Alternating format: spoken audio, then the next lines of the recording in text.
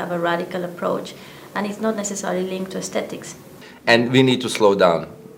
We need to build less. I mean, if you're going to change your chair after a year, this is going way beyond sustainability. When you have or equivalent in our specifications, it basically opens the door to finding alternative materials. Putting sustainability into people's minds as a requirement and not merely as an option.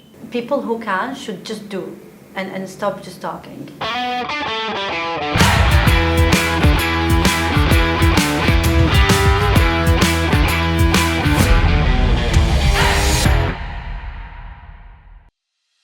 Just like people go for organic now as a choice, although it's more expensive, people do go for these options. So if it was in people's head that we need to do this for our own selves and not necessarily just for a tick on the paper, I think that would be our breakthrough. Sometimes to keep talking about the same subject in the same circles of industry with not more a different approach to it, I think somehow keep us stuck in the same place.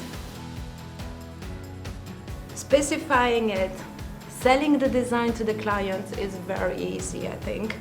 And the client usually goes very well along with us because they love the look and feel, and that's what they expect from us, you know. I think it really starts becoming complex when you go into tender documentation, when the client starts only looking at numbers. The operators now are pushing the barrier to go towards more sustainable approach.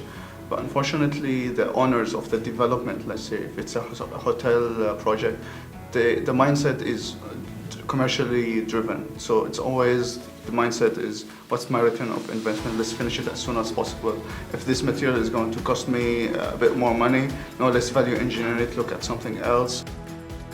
Because sometimes the client is now one person, you know, it's so many different stakeholders involved. So how do you tackle that? And we also spoke about psychology. We spoke about how do you talk to clients? In which way do you deliver the message? Because also we need to understand where they're coming from. So it is on us. Sustainability, as we heard before, it's such a modern and a trendy term. But let's say sustainable in time, sustainable in energy, sustainable in ideas, you know, and just make nice, good, quality ideas that are going to last for hundreds of years instead of 5 years. More and more hotel owners want a design that's going to last for long.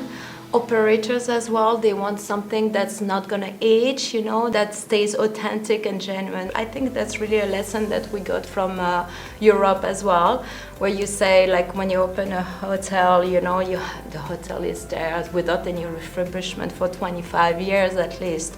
In Dubai, we look at a 10 years period, and it's very short. 5 to 10 years max, because they need to keep up with the times, and there are so many new things happening at all times in Dubai, right? It's just a buzzing place. So if you have to keep up with the buzz, you need to be sparkling at all times, I suppose. To be honest, I feel like we have a bit more say than last year, than the year before and the year before. Knowledge is being shared, and a lot of clients who didn't care about what designers think realize why they should have listened later on when they had a maintenance issue or when they had, you know, a problem with the material being not durable and so on. So I feel like we are heard a bit more now. Especially for the younger generation, let's say the millennials and Generation Z, that they are actually caring about nature, environment and climate change. They are willing to pay extra money to stay in sustainable hotels because they know they are contributing to nature and towards a sustainable future. It's definitely urgent need to the interior design industry to cross that bridge, and I think somehow to study further to show to the client the benefit of specifying for long-term products.